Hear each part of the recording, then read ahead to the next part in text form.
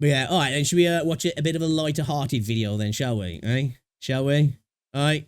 Brutally honest, punishing Grey Raven review. Okay. We watched the video from Iango for before, and it was hilarious, man. I absolutely loved it, actually. So let's watch this one again then. Brutally honest, punishing Grey Raven review. All right, let's go. Recently, to the dismay of thousands, I did withdraw. As soon as I hear his voice, man, I just love the way he his deadpan delivery. It's quality. From Zenless Zone Zero and have instead been playing Punishing Grey Raven. And This since it's been around 2 weeks now, I figured for today's video, I would give a brutally honest review of the game. However, before I dive too deep into it, let me be clear at this point that I can confidently now say that Punishing Grey Raven utterly decimates, devastates, destroys, and disintegrates Zenless Zone Zero in a major way in every measurable category, be it combat. You know what though? PGR is an incredibly underrated game, and I can understand why it's not for everybody, especially nowadays, especially if you're playing things like Genshin, WoW, ZZZ. You might go back to the initial start of PGR and be like, man, this isn't aged very well at that point. But as you start to get into it, the music's fire, the combat is insane, the character designs are brilliant, the story's actually quite interesting. You know, the gacha system's really good. There's some cool molds and events in the game as well. And again, the combat, I have to say it again and again, the combat, absolute fire. Kuro know how to make a good action game. Story, characters, mechanics, whatever you can think of. And before I get people in the comments accusing me of being a Hoyo hater or Kuro bot, do know that I also hold that Genshin Impact is better than Wuthering Waves. Overall, my takes on Ooh, he's got the trump card, man. You know? Let me just whip that out, bitch. Anime mobile games are free of bias. I just deliver the facts. For one, I predicted Wuthering Waves' failure.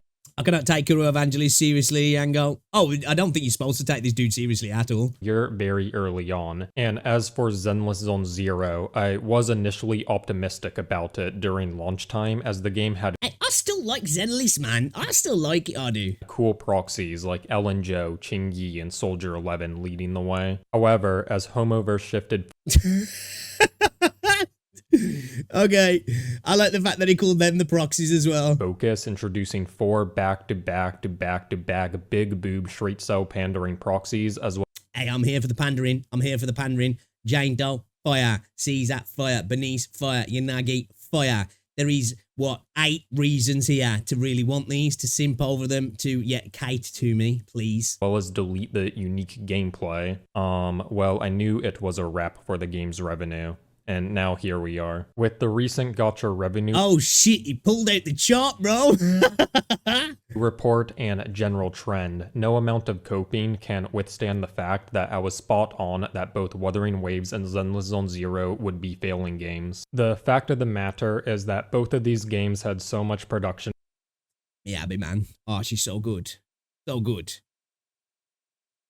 I think she's just a dope-looking character, I do. Value and so much money put into it, and for both of them not to be in the top 10 while both are still in a 1.0 launch patch phase, we just gotta be honest and say this is an objective, catastrophic, and quite frankly embarrassing failure, and do not— I wouldn't go that far, but it is interesting that both of them have kind of, if you want to look at the trends, that is, disclaimer, not saying the numbers are correct, but if you want to look at the trends, it is quite interesting to see the trend has been quite sharp on both games, actually, hasn't it? I think it's looked even sharper on ZZZ because it went stratospheric, didn't it, at the start? Don't let anyone gaslight you into thinking otherwise. Zenless Zone Zero and Wuthering Waves are failing games played by failing people, and that's just about all there is to it. I accurately That's it, man. Yo, if you playing a game at the top 10, you know, you fucking suck, right? That's what it is, basically. Ah, man, shit. I think pretty much every gacha game I play is at the top 10. Damn, I'm precisely predicted both these games' demise, and I will continuously remind people of that, because honestly, my concern for anyone who disagrees with me is that I may just be vastly smarter than you. So with all of that out of the way, I will now get on to my review for Punishing Grey Raven in 2024. Now, I am currently level 75 just because I played a good bit on launch. However, I have only been a returning player for around 3 weeks, and a good bit has changed for sure. First, the game now has a PC client, which is honestly very good. It Yep. runs super well. It does, The it controls does, are all it very does. customizable. Like you can even Yep. customize your in-game HUD. There And are a handful Yeah, of Aether characters Gazer. that have been shown. Off. Aether Gazer, take this, take that note, you know? I absolutely really like Aether Gazer. It's a great game, but you really need to get that mouse and keyboard update to global quickly. And this as well, this like UI update, the UI customization is a really good little thing actually. It's like a very reminiscent of MMOs actually. menus and UI are all very quick and responsive, which is crucial for an anime mobile I'm looking at you, Solo Leveling Arise. I don't know if anybody's played Solo Leveling Arise on PC, but oh my god, the amount of times you'll be clicking on something and you can see the little splash effect showing that you've clicked on it, and the game's just like, do it a few more times and then I'll actually react. It's so frustrating. game, as these are the type of games that you want to get in and get out and just not be dicking around menu screens. Like, I don't know about the rest of you all, but I am someone who typically only lasts 1 minute and just can't keep it in longer past that when it Hey, we've all been there, bro. We've all been there. Imagine playing HSR in 2024. Oh, based. comes to anime mobile gaming. So the new PC client is just a straight up improvement to the game, but what I've really come to appreciate over time is the game's intricate lore. Basically, there's this virus in the world called the Punishing, and in the opening cinematic, It's we see a girl named robo-zombies, isn't it, Lucia really? who's part of a squad called Grey Raven. And while Lucia seems to have fallen in battle, we then cut to a robo creature who exclaims, "Exterminate Homo sapien." And at this point, the inner symbolism for this video game is established. We later learn, I think in like chapter 9, that those infected by the virus are called heterosapiens, and basically I knew he was going down that. I knew he was going to go down that route then. As soon as he pulled up that Homo sapien, I was like, I know where he's going, man. I know it. every enemy type in the game has the prefix of hetero, whether it be hetero core, hetero mammoth, hetero hive mother. Everything you fight and murder in this game is a blatant hetero. Such distinction between hetero enemies and said hetero enemies referring to us as Homo sapiens is purposeful writing. This is Kuro bigoted, confirmed. Right? Kuro based, confirmed. Damn. By Kuro Games to contrast homo versus hetero, therefore implying the evil post-apocalyptic mass robo army symbolizes straight people and the good and just Grey Raven squad symbolizes gay people. The hidden pun Oh, see, I thought he was going to go down the route that the heteros are trying to wipe out the Homo sapiens, but he went the opposite way. wordplay of homo versus hetero is what we call a double entendre in literature, and PGR subtly inserting this is truly masterful writing. After I A double, what did he say? A double, did he say an Andre? hetero is what we call a double entendre in literature, okay. and PGR subtly inserting this is truly masterful Not writing. entendre. After I viewed the game's story from this new lens, just everything becomes so clear. The punishing virus turns people hetero, and due to the nature of disease spread, problems compound exponentially. This is clearly referencing the massive issue with overpopulation Bro. that is being caused. I love every angle's brain works. I love it.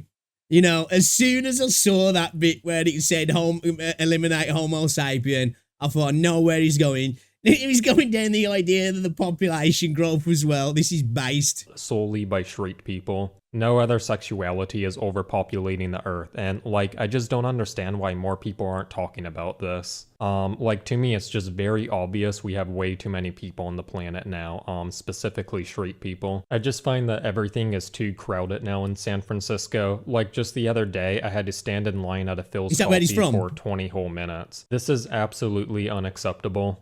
Hey, what's up, you all? So, while editing this video, I did realize that I do have a lot of non-American viewers who might not be aware of what Phil's Coffee is. Because the thing about Phil's Coffee is that it's only available for Americans.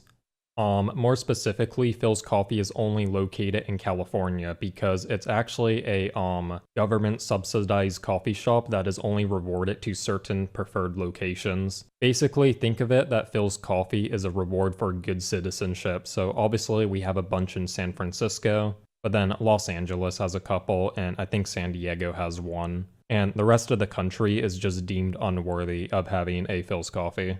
Anyways, with that explained now, you can Any American viewers, is Phil's coffee good? Is it good coffee? Probably imagine that Phil's coffees can get rather crowded, and Also, that picture looked crazy. Every time I seen a film of like a coffee place, actually, obviously I know it's a film and TV shows, the coffee places always seem packed. But I know Americans do really like coffee, don't they? Like, they drink coffee like we drink tea, don't they? You know? But like, tea's a more personable thing in the UK. Obviously, you'll go to cafes and people will have like a tea with like, I don't know, you know, if they're having like an English breakfast, or they're having like a freaking sausage bake, a belly buster sandwich or something, they might have a cup of tea. Not me. I don't really like having hot drinks when I have food. You know, it's more of a home thing to do. You know, things are looking down, I'll have a cup of tea. Things are looking up, I'll have a cup of tea. You just had a baby, let's have a cup of tea. You know, it just fixes everything. the thing is, we do have a good bit of Phil's coffee in San Francisco, Hey, what's up, but as Sota? you can see, a lot of them are just concentrated after the San Francisco-Oakland Bay Bridge. And once you get further into town, I like how this video went from, let's talk about punishing Grey Raven. Well, it started off with ZCZ's trash. Let's talk about punishing Grey Raven. Okay, you've got straight robots that want to kill the gay humans. Let's talk about the population crisis. And now I want to start talking about the local coffee shops in my area. It's just seamlessly transitioned into it. there's less concentration of Phil's coffee. So specifically, this one on Market Street gets way too crowded.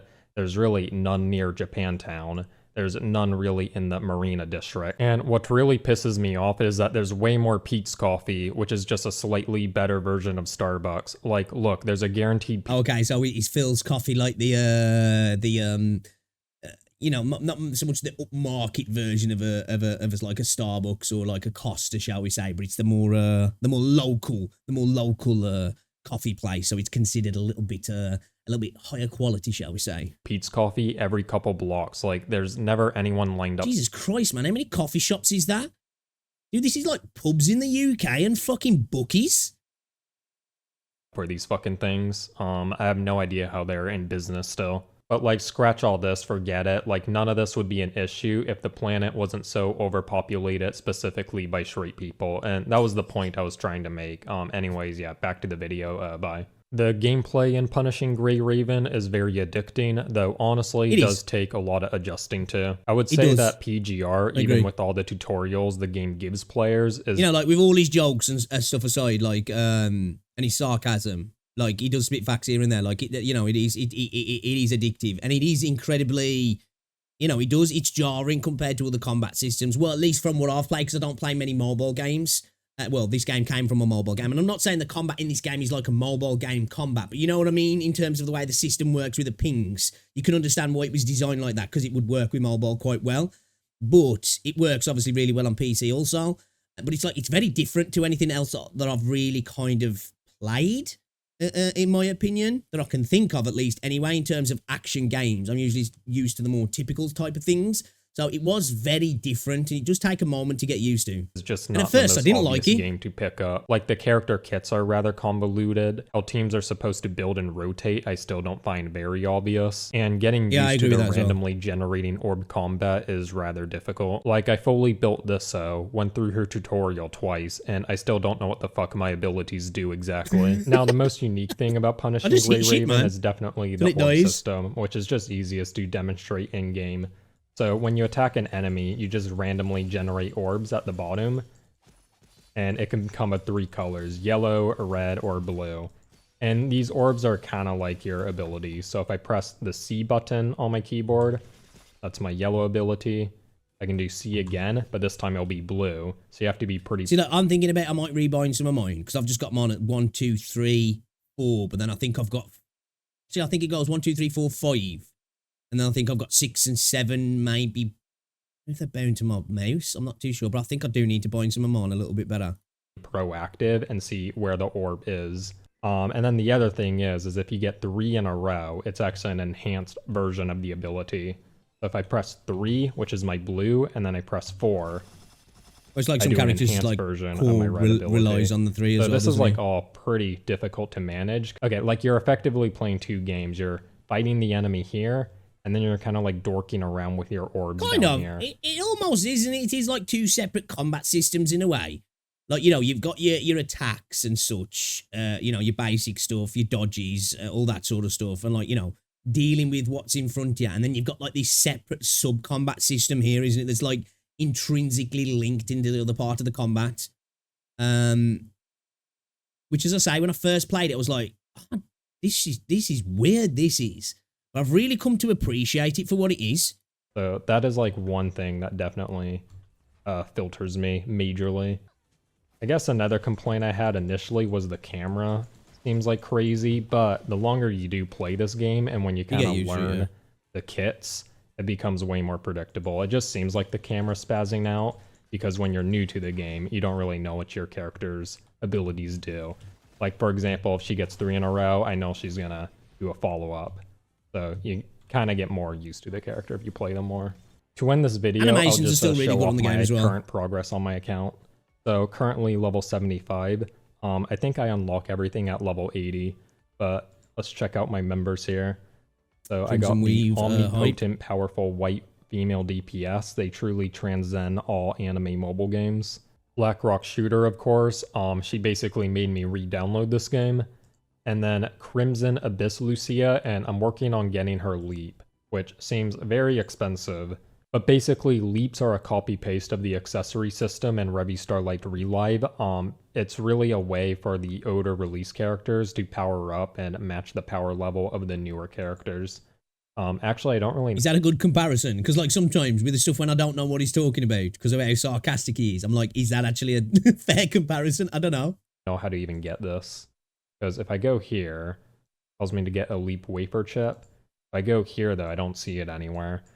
So if someone in the YouTube comments doesn't know how I'm supposed to farm this, please just at me on the X platform and I will expect... That's one thing that took me a moment as well. Because I was so used to other gachas where it was like, right, you've got your main part of the game and stuff like that. And then you have like specific areas like where you go to farm this specific gear, this gear for your weapons, you know, this is your weapon materials, this is your gear material or your echo material, this is for your character leveling material, you know what I mean? This is for ascending the character once you hit that level of arbitrary number of levels before you can go higher.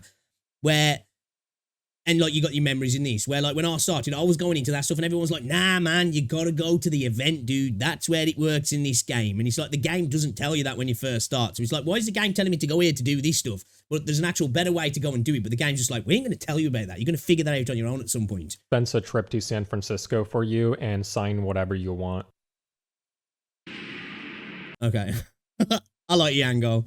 I do. I think his videos are quality. I love the fact that we went from, again, doing a PGR review into talking about that it's a battle between straight and gay people, and then went into a coffee shop review section seamlessly as well. That was impressive, that was actually. That was impressive. Guys, as well, if you haven't checked out Yango, you should go check him out.